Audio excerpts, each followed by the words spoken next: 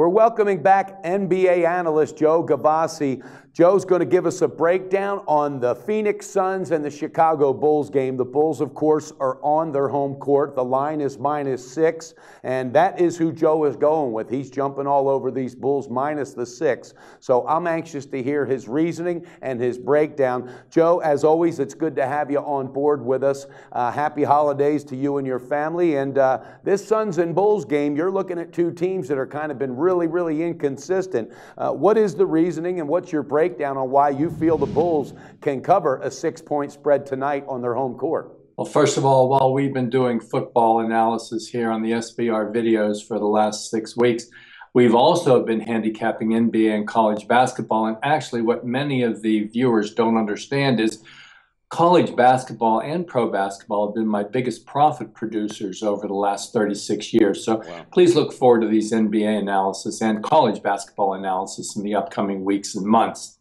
We started with the Chicago Bulls minus the 6 points against the Phoenix Suns. And of course, the Bulls making their transition from head coach Thibodeau into head coach Hoiberg. And although the defense has stayed steady, the offense has struggled for the Chicago Bulls, and that's really kind of contrary to what many would think, as Hoiberg clearly an offensive coach. But the Bulls have failed to crack 100 points in each of the previous 6 games, going 3-3 straight up. And people who are casual handicappers of this game will jump all over the fact that Chicago has failed to cover in this price range as a home favorite of 4 or more points on all 7 occasions this year. But as is often the case in handicapping the NBA season, the line maker, the schedule maker rather, does our work for us. In this case, he is asking the Phoenix Suns to play their 6th game in 9 nights, all on the road, and coming off a physically tough game against Memphis the previous day. Really tough spot for the Suns, who have been doing it without starting big man Tyson Chandler. And although Len has filled in admirably without Chandler in there, they're going to have trouble up front against the Chicago Bulls. Now, Phoenix has been playing quite well. Their last 4 losses, all 4 games have been losses, been by only 13 points. But I think this is the spot where the rubber band snaps. They come in on a 4-game losing streak, 6-9 on the road, looking to get home to the Valley of the Sun out of the cold weather in Chicago.